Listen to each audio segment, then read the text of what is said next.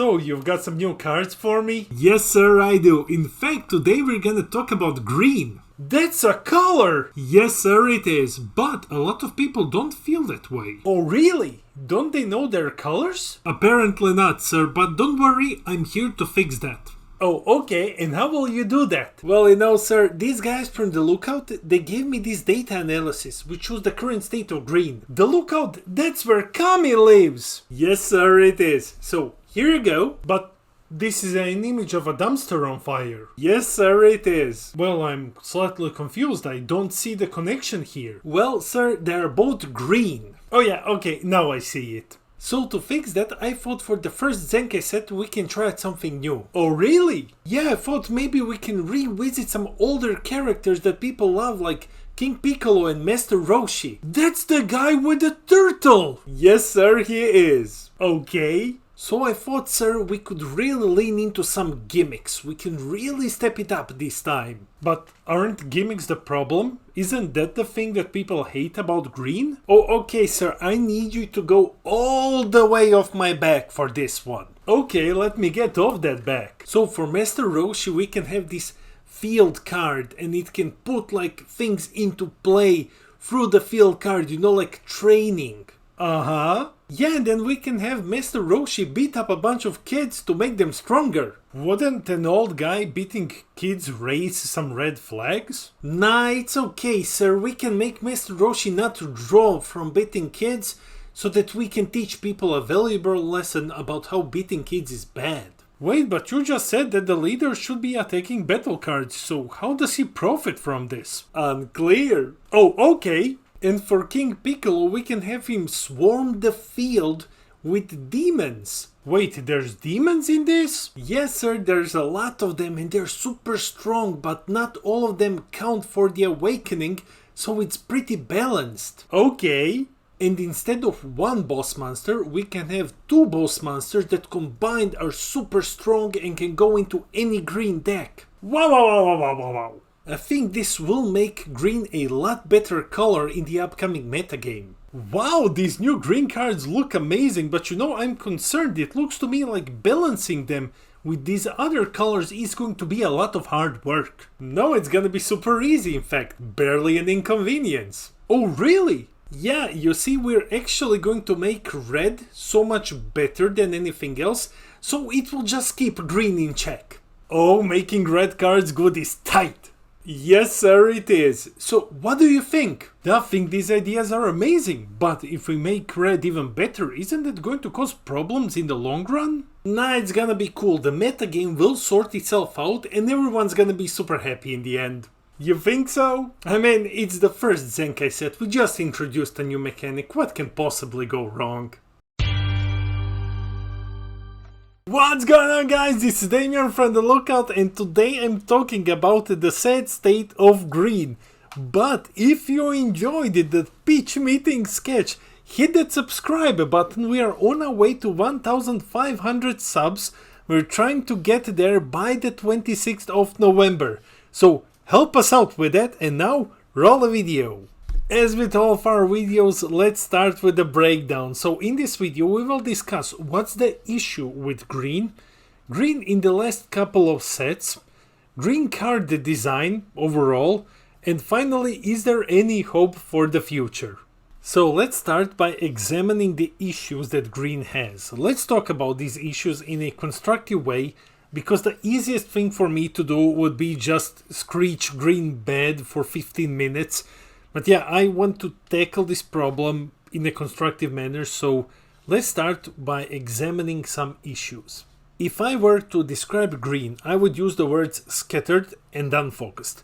It feels like pieces of something good are here and there, but they're like scattered throughout random archetypes, through multiple sets, and you don't have like this connective tissue. Green is the weird stuff color. It's the place, it's the color where crazy ideas go, which are completely unrelated with anything else, and most of the time they don't even function correctly.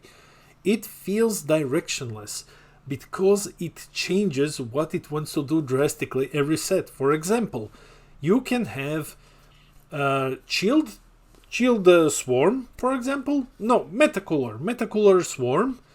And then also you have like Hand Destruction in one set. But then in the next set, you have Lord Slug Mill, and you have like Cooler Unisons. And then you have King Cold Fields and Boo Absorb Stuff token deck again, but these tokens work only with Boo. So like, yeah, it feels directionless because it changes drastically. There's nothing connecting these archetypes other than the color green. Its best tools feel weak. Yes, I can already hear some of you thinking like, hey man, like, but Dormant Potential, Charismatic Will, and I will talk about this. Even Hand Destruction sucks. Hand Destruction was once amazing. It was like the best thing that green can do. Now it's bad. I mean, there are still some Hand Destruction decks like Reddit's which top occasionally, but overall Hand Destruction is gone right now. And green has great generic cards, but it also has massive leader locked engines. So green has the biggest engines for its archetypes, bigger than any other color, and by the time you finish them, you don't really have much space for these good generic cards. So yeah, these are my core issues with green. Let's start talking about the issues. So the best thing to start with is the core issue. I believe that this is the biggest reason why green is bad. It's that because unlike other colors, green is really heavily locked into a single set archetypes, which are usually huge and they're usually very flawed. You know, like Nameless Planet archetype, Shield Army, Metacooler, you know, like Lord Slug. They all have big engines and they're usually very flawed. The other issue is that the color drastically changes direction with every set. One set it's these two archetypes, next set is something completely unrelated, like that you cannot even take stuff from that and put, you know, into the next one. So that's the issue. It changes direction so much with every set that older cards are rarely compatible with new cards, making it even worse. Here's what I'm talking about. Here I have listed some cards from various archetypes in various colors throughout the Unison Warrior set. So all of these have something to do with the archetype in which they came out, but like they're so good that they're still seeing play today. You can put them into next archetypes because they're generic enough. Like Kale, Cell, Calamity Challenger Goku, Turles All Too Easy, the newest Gohan Boss Monster, Videl, Divine Presence Son Goku, Hidden Ambition King Vegeta, all of them had something to do with their archetypes. They were always like either the boss monsters or core parts of the archetypes or something in them. And all of them can see play today. All of them do see play today, even multiple sets after they came out. But here is what green has. So I just took battle cards, you know, because if I went with extra cards it would be a bit too much. So I took battle cards and this is what green has. Throughout the entirety of the Unison Warrior block, not counting set 10 staples, because that's way too easy. These are your generic green staples that you can use. Now compare this to the other colors. I've even put in the Golden Frieza Newfound Might Unison, because without it, this just looked sad. And of course, I didn't count, you know, the latest Fated Rival combo, because we need to see how that will progress, you know, with other sets. But so far, yeah, this is what green has when it comes to, you know, staple generic battle cards throughout the entirety of the Unison Warrior block. Now a bit of a history lesson. What actually happened to green? Well, the last time that green was dominant was when Cell Surge was a dominant deck, and once Cell Surge got banned, the downfall of green began.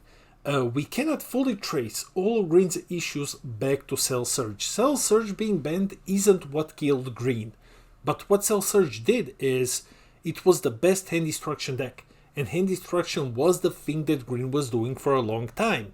Because Cell Surge was so strong, this just caused the designers, apparently it caused the designers to back away from hand destruction, the thing that marked green for so long. But green had its issues way before Cell Surge was banned. What I'm essentially saying is that green was bad before. It was bad before Cell Surge got banned. It was bad for a very long time during the Unison Warrior block.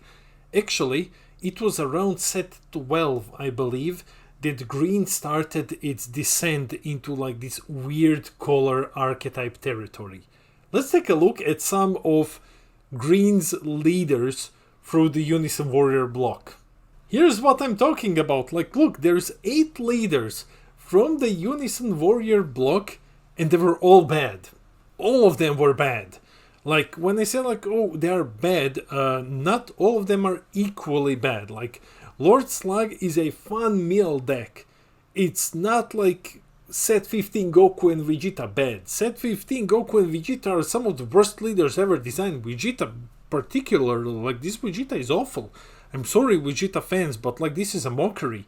So yeah, as you can see, like we have a whole bunch of leaders which were just bad. Another issue is that green has a ton of hoops. Green really, unlike any other color, needs to jump through a whole bunch of hoops to do something that other colors do, and most of the time they just do it badly. For example, sometimes you just need to pay more energy. You need to pay energy in advance with like Big Amor, for example. You need to play more cards to make something happen. Let's say like, okay, you need 3 Turtle School guys to play this, and then like you draw 2 or something like that, you know. You need to take damage first sometimes. Dormant Potential doesn't negate the attack. You take damage first, then you take damage again if you don't have another negate, and then you stop them. Sometimes things just don't ignore barrier. Sometimes, you know, you jump through a bunch of hoops, you set up like, okay, now I have X amount of lives, and I have some guys on the field, now I can play this, and then it doesn't ignore barrier. Sometimes it's like, have X amount of cards in play, have them in hand, have this amount of lives. You know, green has a whole bunch of conditions to do something, and usually it's not really that good when you compare it to what other colors do. Don't get me wrong, green has good cards. It's not like every green card is awful. It has good cards. However, every once in a while, despite a good card coming out, it's always locked behind a ton of conditions that other good cards in other colors don't usually have. Like Golden Frieza, amazing card, amazing Unison, needs to be empowered, needs at least 5 markers to work, and 3 opened energies on your opponent's turn. Like the newest Fated Rival Goku, requires certain cards in the Z energy.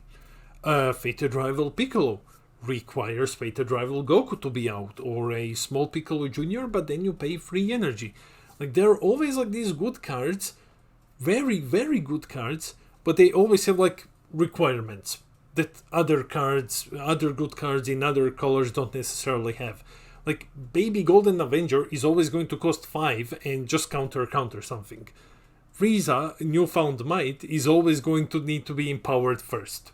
I want to briefly touch Hand Destruction. Hand Destruction was the thing that marked green for a very long period, but like ever since Cell Surge was like the big boogeyman and he got banned, Hand Destruction is just bad. It has been bad since then, and it doesn't help that like decks today draw so much that like unless you can discard like 10 cards in one big swing, your Hand Destruction, you know, really doesn't matter that much.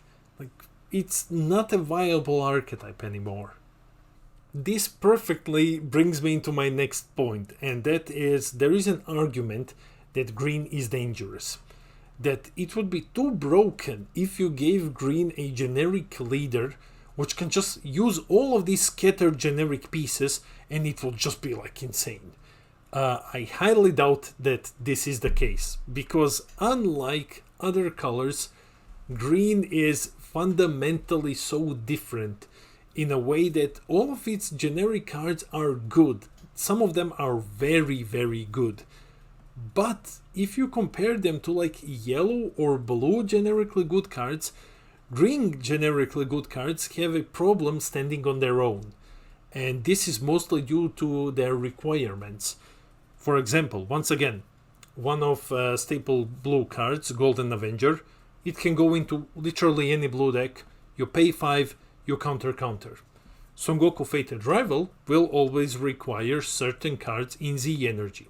Golden Frieza will always need to be empowered first. So yeah, Turles, all too easy, will just, require a Saiyan leader. And then it will do stuff. Like, here are some, examples. The newest GT boss monster will always require a Unison. That's it, like every deck plays Unisons. It's not really much of a requirement at this point. So yeah, would a generically good green leader be so dangerous? Nah, not really. Because you would still need to assemble all of the other pieces to make your key pieces work, and it will probably just fall flat on its face. Now that we went over the issues, let's talk about how do we actually fix green. So, Bandai, here are some of my suggestions on how you can actually fix green and make it much better. The first issue that can be tackled here is less flavor. Bandai, please, less flavor in green. Green suffers from flavor issues. This means that it strives more than any other color to perfectly emulate scenes from the anime which inspired this archetype. For example, Nameless Planet from set 16. Like, it's a cool gimmick, and it might have worked have the leaders been better. Like, there was no reason for the leaders to not to start at 8 lives. Like, yeah, you could have even made them weaker. But no, they had to start at the exact same number of lives as the number of fighters that they had in the anime. Like, why? Why? It really, you already have the Nameless Planet. That's good enough. This what you did, it really just hurt the archetype overall, and now it's unplayable. So compare these set 16 leaders to Red Jiren or Trunks Jita, and you will see how flavor can be done correctly. Because both of those leaders are flavorful, but they are not flavorful in a harmful way. So yeah, Bandai, please, less flavor. This brings me to my next point, which I've already mentioned, but here it goes again. Smaller engines. Bandai, Green has some of the biggest engines in the game. Their engines are huge, and they leave little to no room for like good generic cards and or experimentation. If you want to make Green better, one of the good steps that you can take is to lower the size of deck engines, because this will give players more agency when it comes to deck building, and it will also enable more deck slots for like generically good cards. So yeah, please, smaller engines. Another huge issue with Green is that it is directionless. Bandai, please, pick a direction for Green. Sit down, think of like, okay, this is the general thing that we want Green to do. Like, red is aggro, blue is energy manipulation, yellow is control, black is something now. So like, pick a general direction for Green, and then you can experiment, with different ways of how to approach this direction. Not every set needs to be the same, but if you pick one direction for Green, it will make it easier to have a bunch of cards that actually work together, even if they are sets apart. Right now, there's like every archetype is so fundamentally different from one another, and that causes this issue where like Green is unfocused and directionless and things don't work together anymore. So it's better, Bandai, trust me, it's better to have one clear direction and build your experiments upon that one than to have 1,000 murky directions and an ever-shifting design philosophy. Just pick one and stick to it. Now that you have picked a direction, please fully commit to it, Bandai. Fully commit to this one direction. Like, don't ditch it halfway because it didn't work out immediately. Like the first two sets were awful, you know, it wasn't as successful as red was. No, just please pick one direction and fully commit to it until you make it work. That's the best way to fix green. Hopefully you make it work sooner than later. But it's better to have some tools for control, for example, than to have 10 different ones for completely different things. So fully commit to one thing. Finally, let's summarize the video. Green is currently a joke. It's an actual joke because it lacks a clear direction. It constantly changes what it wants to do, and everything that's remotely good in the color is locked. So either behind an archetype or behind some conditions or behind certain leaders. So everything is just locked, it's directionless, it's unfocused, and it just feels bad to be a green player right now. Like the color isn't beyond salvation, but it will require a lot of work from Bandai's side to, you know, save it. Like first off, pick a clear direction, stick to it, don't be afraid to give green good cards.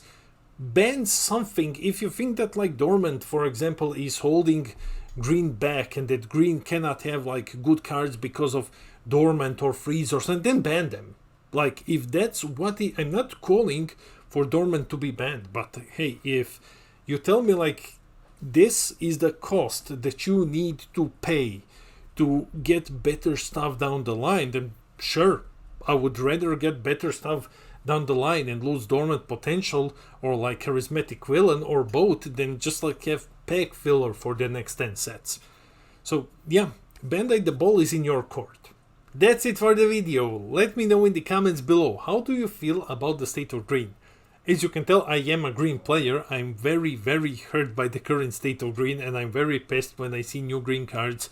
In the next set, we're getting Broly and Gogeta BR, and somehow I'm afraid that somehow Bandai is going to find a way to mess them up as well. Like, but honestly, I hope not. You cannot convince me that they'll be able to mess up both Broly and Gogeta, but never say never. Never say never with greed. So let me know in the comments below. I read all of your comments. I try to respond to everything. I love our little community.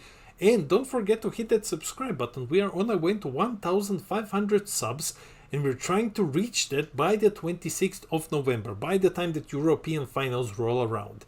This has been Damien from The Lookout, and I'll see all of you in the next video.